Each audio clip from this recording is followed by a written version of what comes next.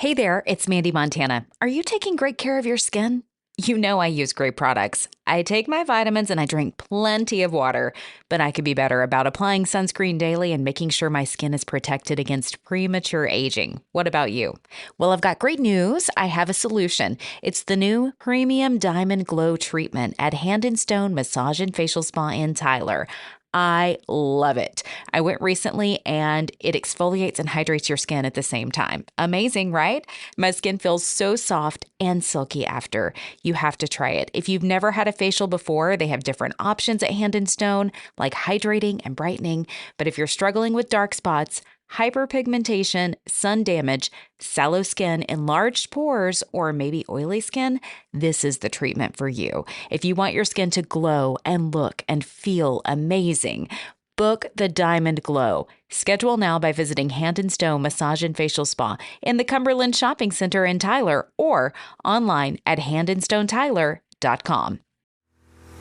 Welcome to the Celebrating Women podcast, hosted by Mandee Montana, a podcast that celebrates women, their stories, their struggles, and ability to overcome.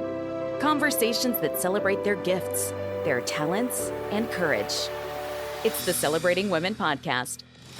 Presented by Hand and Stone Massage and Facial Spa in Tyler, Texas. With over 20 massage therapists and 6 estheticians certified and trained in multiple protocols, you can get an affordable massage or facial located right here in the East Texas area. Book your appointment today. Stop by the spa in the Cumberland Shopping Center in Tyler or online at handandstonetyler.com. Welcome back to the Celebrating Women podcast. I'm Mandee Montana with a very special guest today. I've got Desi Bartlett. She has been teaching health and wellness for over 25 years. She's got a bachelor's degree in kinesiology, a master's degree in corporate fitness, and she's currently pursuing her doctoral degree in exercise science. She's got all kinds of certifications in yoga, personal training, group fitness, and we're going to talk about women's health today. We're going to dig into it. For those of you that don't know or haven't caught an episode where I talked about it, I'm kind of getting close to midlife here. And so there have been some challenges. And thankfully, Desi's like the expert on that. So Desi, I'm so glad to have you on today. Thanks, Mandy. I'm super excited to be here. And I'm right there with you. I'm a little bit older than you. I'm 53, and I'm just looking at this next phase of life. And I'm like, there's another 30, 40 years ahead of me. So I think that every woman deserves to feel great from the inside out throughout her lifetime. And let's make this last chapter the best one. I love that. You said chapter. It reminded me, I forgot to say you're an author as well. You've got your book, Total Body Beautiful. It's Secrets to Looking and Feeling Your Best After 35. You got it. Okay. Exactly. And so I wrote that book with 2 of my friends, Nicole Stewart and Andrea Orbeck. And we got together because we really wanted women to understand how our bodies change. And perimenopause, so the time before menopause, peri actually means around, so around menopause, it can begin as early as age 35. That's why that's in the title. In the United States, the average age of menopause is 51. And the definition of menopause is simply the cessation of the menstrual cycle for 12 months. So the true definition of menopause is simply that one day. It's like your birthday, 12 months of not having your period. And then every day after that is postmenopausal. So we don't teach our girls the proper vocabulary, and I think it's time that we start to do so. I am so glad you mentioned that right off the top. I agree. I think that it's super important because over the years, like I remember my mom's generation, they would joke about going through the change, which I feel like is kind of what perimenopause is, but they didn't have a word for it. That's exactly right. And the other thing that we would hear a lot is change of life baby. Yes. So women would get pregnant when they were in this perimenopausal phase. And for those of you who are listening right now who are in that phase, you might have a really funky cycle, meaning you might not bleed for, 2, 3 months. And then all of a sudden you might have 2 to 3 cycles within like an 8-week period. And it's like, what's going on? So what can happen is when you have multiple cycles within that sort of short time frame, you're actually ovulating more than once in a month, and that's why you can get pregnant so easily. So we don't talk about that either, and we need to really inform women so that they can make choices that's right for them and their family.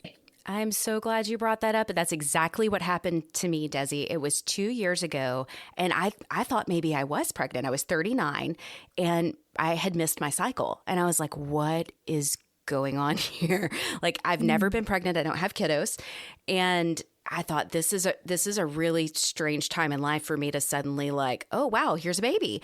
I need to look into this. And then I had like two cycles really quickly. And so I got a little bit concerned. At the time I wasn't going to see somebody like as a primary care. So I talked to some of my girlfriends. I was like, is anybody else dealing with this? Fast forward to last January, I finally went and got a hormone panel done to understand what was going on because I thought something's not right. But also, I didn't feel like something was wrong with my reproductive system. My timing was just really off. And I thought, I need more information. So I'm so glad that you're talking about this. And I'm so happy that you went for a hormonal panel. There are so many doctors who don't necessarily offer that. Mhm. Unfortunately, when I went to my doctor here in Hawaii, I said, I'd like to have a hormonal panel. And she said, you don't need one. So I switched doctors real quick. Yeah. But what that does is it tells us what's going on under the hood. We Hmm. can't see inside of our bodies. And so we don't know in terms of the sex hormones, estrogen, progesterone, testosterone. We don't know what those levels are. And there are certain times of the month that we're actually supposed to be looking at these numbers and then comparing to, maybe 3, 4 months later. So we want to have sort of a baseline and then look. But just real quick, estrogen, when we're in our reproductive years, the form of estrogen that the body makes is called E2, it's estradiol. And then as we age, there's less estradiol. Now, what does that mean? It means that our skin can get dry, our hair can start to fall out. We have issues with retaining muscle mass, etc. So then we start to talk about things like hormonal replacement therapy, and there's been so much fear and sort of, oh goodness, just bad stories Hmm. around taking HRT. And so I just really want to encourage every woman to take the time to do what you did, which is absolutely step one. Go get your blood work done, find a good doctor, talk about your options. HRT is going to be right for some women, it's not going to be right for others. There's many different forms. There's injectable, there's oral, there's pellets that they put in the hip. There's all kinds of different ways of administering this, but you really, really have to take the time to sort of assess what's going on because we're all a little bit different from one another. I love everything that you just shared. It is so important. And I felt very fortunate that the doctor that I was going to listen to me. She was Mm, asking about my symptoms. And one of the things that we discussed was a lot of my symptoms in perimenopause looked a lot like depression and yeah. ADHD. So, Mhm. do you want to get into some of that? Maybe some specifics for someone who's listening that goes, well, I haven't necessarily had an irregular period, but I'm reaching that age and I don't feel like myself. Could you talk through some of what maybe is clinical? Because I can tell you what, for me, I didn't feel like myself. I didn't really know how to put words to it other than I was really fatigued a lot. My energy Mhm. level just didn't seem to be the same. I wasn't as ambitious as I had been once. Like I was having trouble staying on task and really achieving goals. And that used to be something that was like a real strong part of my personality. And so I started to get into this thought process of like, who am I? I don't know who I am anymore. And it was really unsettling. And it's a hard thing Yeah. to talk to your doctor about. But thankfully she listened and she was like, this could be a few things. I'm so happy that you listened. So, generally speaking, there's a cascade of hormones that can happen that are, Hmm. are most commonly seen. We can have up to 75 different symptoms that can occur during this Wow. time. But the big three, as I call them, the first one is vasomotor symptoms. So that's hot flashes and night sweats. Hmm. That affects up to 75% of women. Now, that cascades over to sleep disturbances. Hmm. So imagine if you're sleeping and all of a sudden it's 3 in the morning and you wake up in a pool of sweat. Of Right. course, you're going to have sleep disturbances.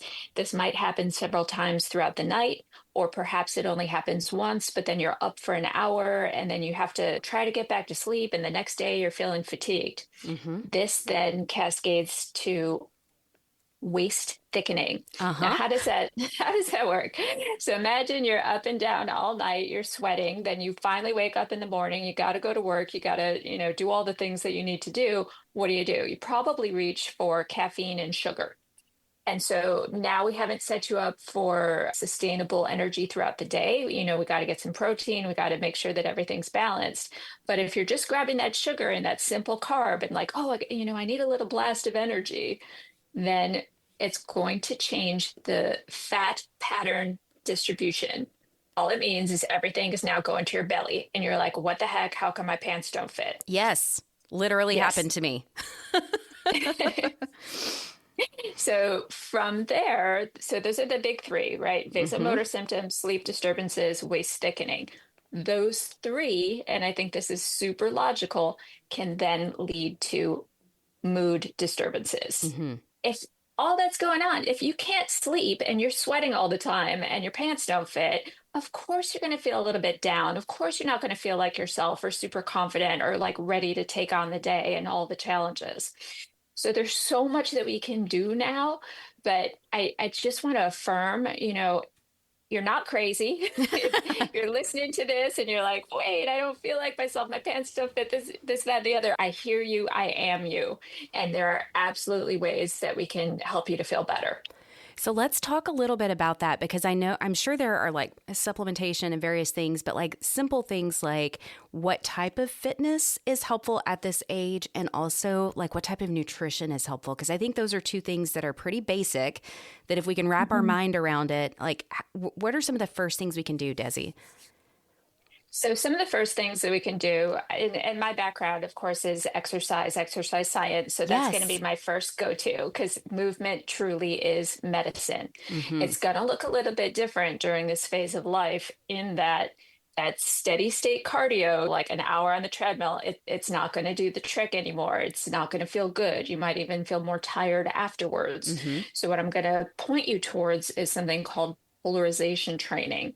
What that means is we're going to have a little bit of HIIT training, heavy weights, but don't worry, it might just be like 15 to 20 minutes, 3, 4 days a week.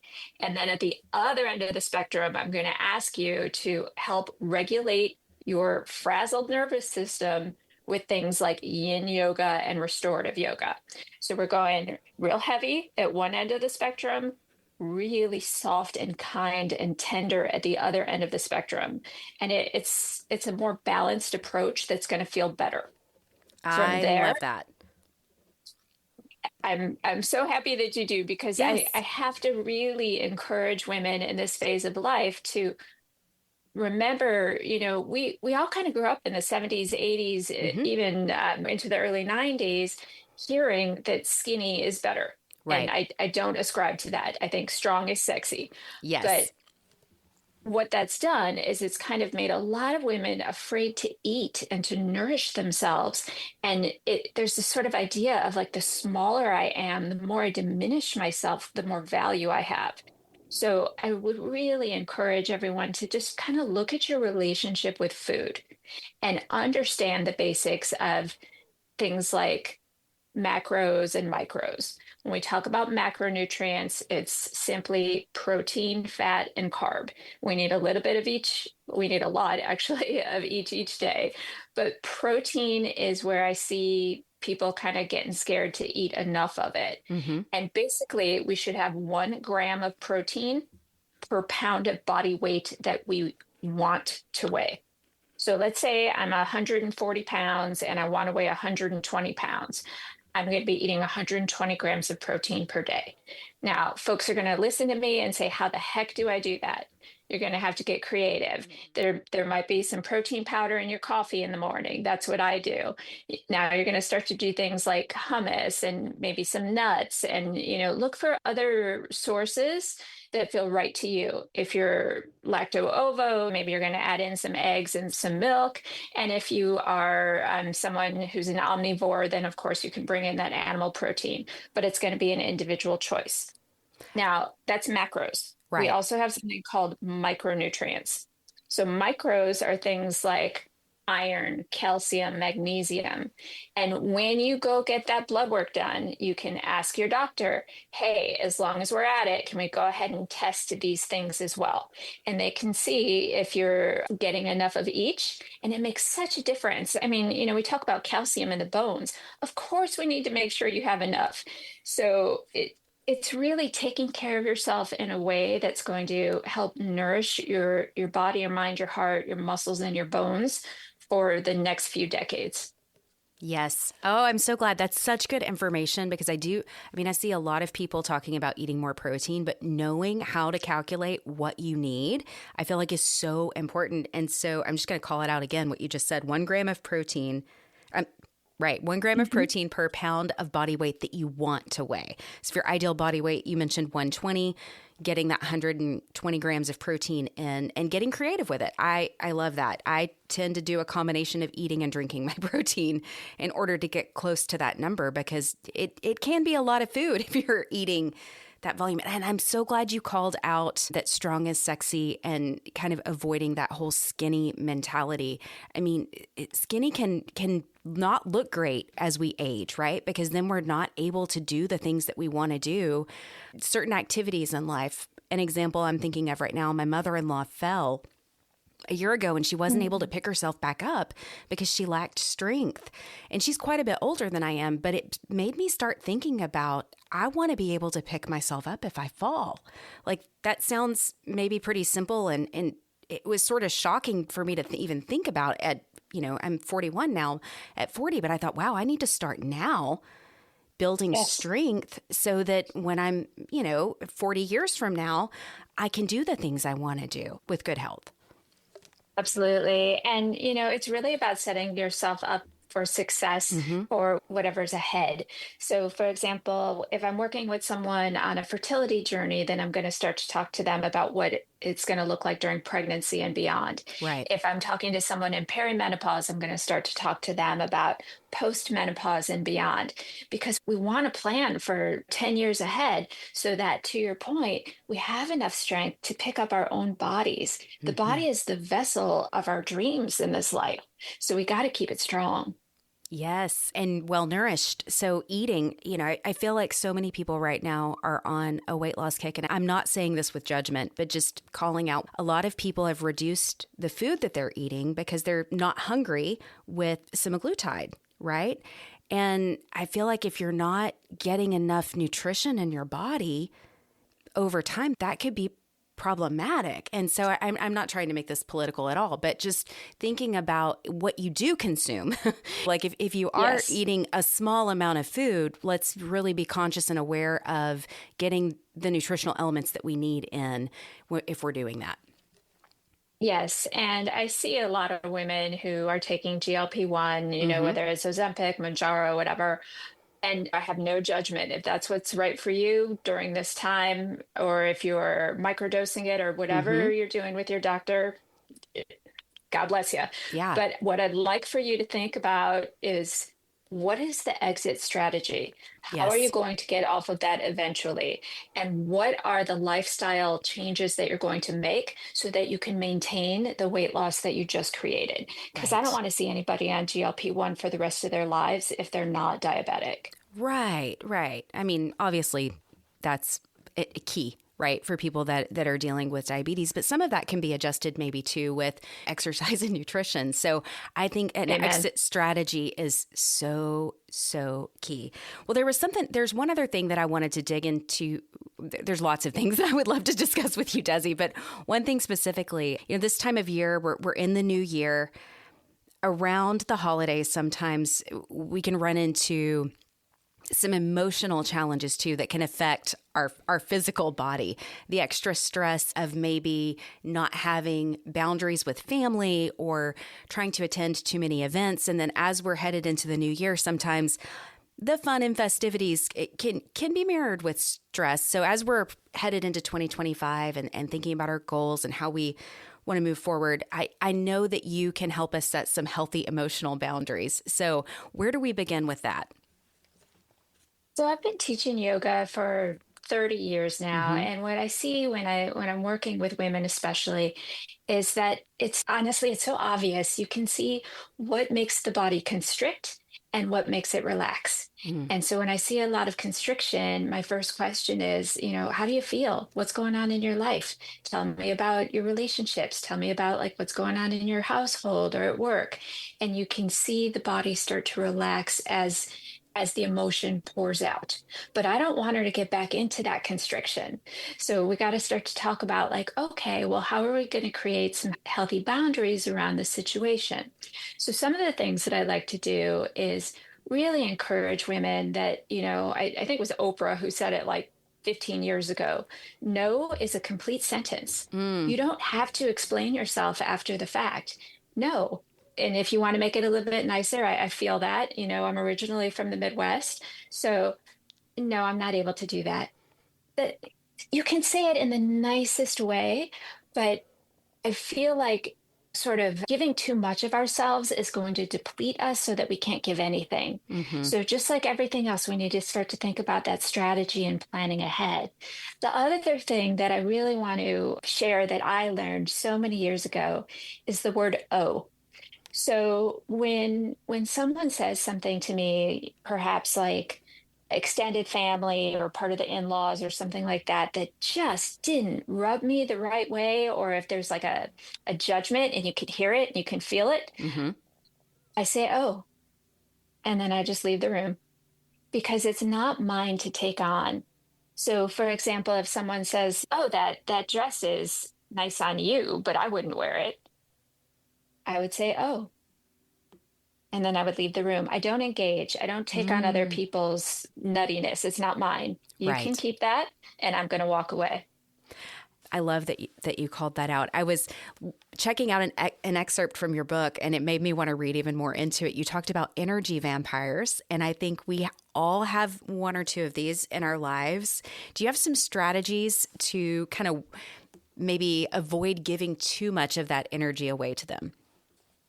I would set expectations at the beginning. So Mm. from the jump, when that girlfriend calls you and you know that she's going to want to tell you for half an hour about what's going on with the boss or the boyfriend, and it's the same every day for months, and you love her and you don't want to, just completely alienate her.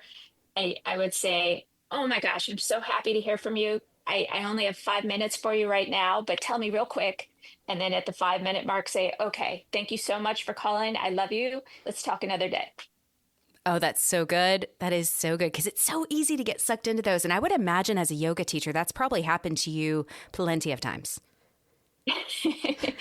Yes, but I'm really clear with my boundaries in a Mm-hmm. really loving way. And I'll just say, you know what? I've got a 1 o'clock. I got to jump, but I love you and have a beautiful day. And please go to the beach and breathe deeply and take in that sunshine. So I'm not leaving people hanging, but Mm-hmm. I'm also pointing them towards what they can do for themselves to nourish themselves. I love that. I feel that's the vibe I get from you is that you want to empower people to do just what you said, to take care of themselves, to help them feel strong in their life, to feel like they can tackle whatever stress occurs to them and get back to that relaxed state. From the little bit of work that I've done around supplementation and coaching in the last several years, I've learned that when the body's in a relaxed state, it operates better. Is that what you have found too? Absolutely. And I've gone pretty deep into, learning about the nervous system. Mm-hmm. And when we are in fight or flight and everything is constricted, our jaw constricts, our hip flexors constrict because the body wants to fight or it's ready to fight, I should say. That's not a way to live your life. And I feel like, not to get political, but during the COVID years, we're all kind of walking around with that low level fight or flight all of the time. Absolutely. We need to go back and release it. Mm-hmm. So whether it's through, Mother Nature and spending time in sunshine or yoga or family time or whatever really truly nourishes your soul, we got to get all that constriction out so that, to your point, Mandy, and I love that you brought this up, we can operate from a place of acting and not reacting. Yes. Yeah, it's key. When I first started going to yoga classes, it was probably about 7 years ago that I started going pretty consistently. And I had a couple of different teachers call out some things that I didn't know that I was doing. And I didn't realize it was that state of constriction that you mentioned, like having my the tip of my tongue touching the roof of my mouth, or my shoulders feeling like they were in my ears. I would have teachers call out, roll your shoulders back and relax. And I thought, whoa, that just changed my whole mood from that simple physical cue. It makes a huge difference. Yeah. And I can kind of tell what someone's feeling when they walk in the door by the way that they're holding their body. Mm-hmm. So also know that everyone can do that. You can look at your loved one and say, oh, they're stressed, the shoulders are up in the ears, Mm-hmm. or they're sad, the shoulders are rolling all the way forward. And we feel that just as human beings, if someone walks in the room, we can kind of feel like, oh, that person's down. Mm-hmm. So what do? We take the time every morning, and I really encourage everybody to spend at least 1 minute in the morning before you even get out of the bed and just check in with yourself. The yogis call it self-study, or in Sanskrit, it's svadhyaya. And you simply scan your body head to toe. What needs my attention and a little bit more TLC today? What's already feeling great? Okay, now I've got this information and I can take that into my day so that I can take care of myself. Oh, I love that. I had never heard it worded the way that you put, like a self-study, and even just 1 minute like that. That is such a simple, short thing that we can do to set ourselves up for success throughout the rest of the day. I love that idea. Yeah, there's so many things like on social media where it's Mm-hmm. like 3 tips to this and 3 tips to Yes. that. And I don't think that there's any shortcut for feeling really, really wonderful in your own body, but there's absolutely actionable strategies that can help. uh, they sort of build on one another. So if you spend that 1 minute in the morning and then you advocate for yourself during the day, and then you Mm. go to yoga, and then you spend time with friends, there's all kinds of different strategies and techniques that are going to help you to feel great from the inside out, and share that with the people around you. And we also want to remember that feeling of sharing and community, because we were so isolated for so long. And I don't believe that we're meant to live like that. No, I agree. And that brings me to something that I wanted to ask you about. I know that you have got an opportunity for community coming up. At the end of the month, you're doing a retreat. Is that right? Radiant Beginnings? Radiant Beginnings in Playa del Carmen, Mexico, with my best friend. She's a naturopathic doctor. Her name is Dr. Nataya Gwynn, and she does blood work. She does the blood panel that we were talking about earlier. Mm-hmm. So she can tell you what's going on the inside. And then I guide yoga, meditation, sacred circle, and we spend time together as women and really just kind of reconnect and have this opportunity to connect with ourselves, with nature, and with each other.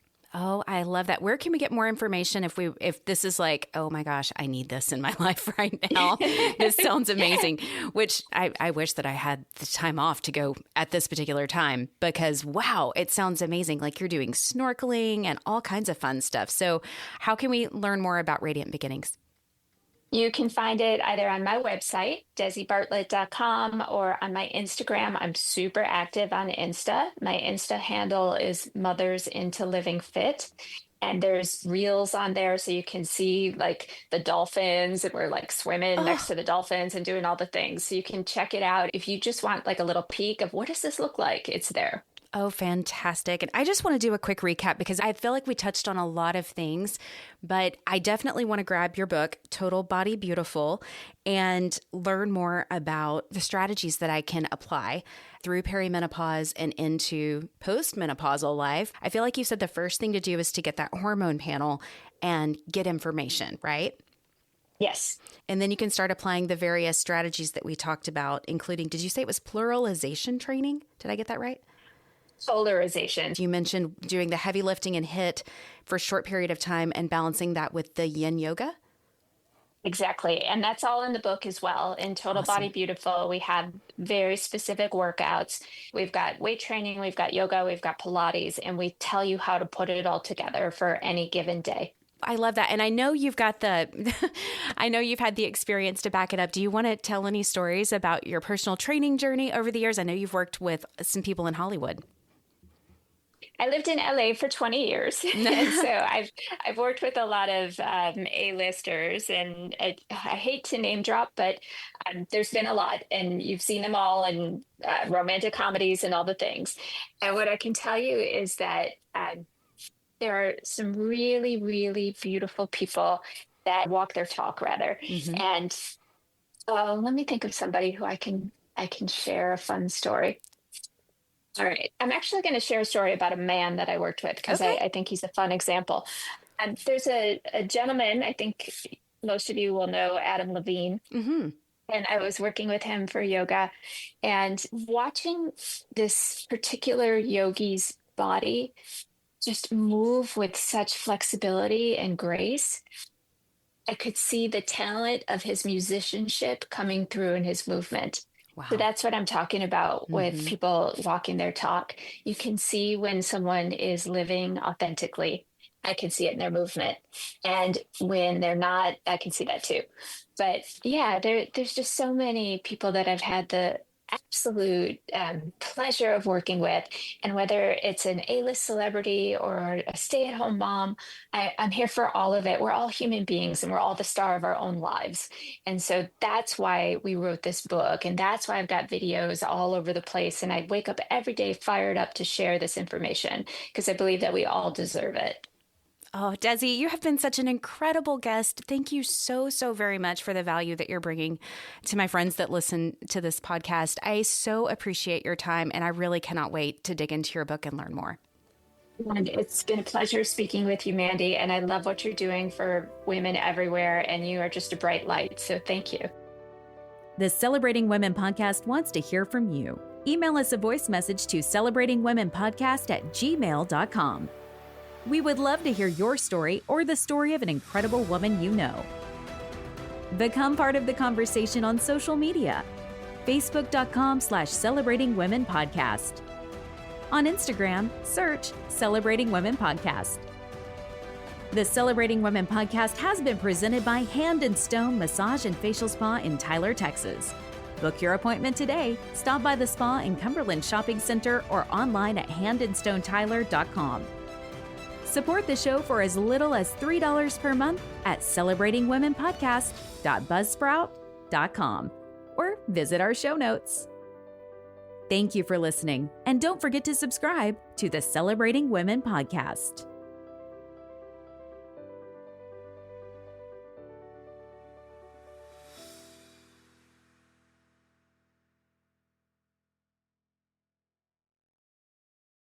Hey guys, it's Mandee. Have you been struggling to lose those extra pounds? Oh, I know. I have totally been there. An extra, 15 to 20 pounds can totally creep up on you in perimenopause. Or at least it has with me. And I think I found it early. I hope it's not happening to you. But if it is, I've got the solution. You can lose up to 15 pounds in 8 days with an incredible product line that I found and I want to share with you. Get a custom product recommendation with a complimentary wellness screening in the show notes. Just click Zing with Mandee.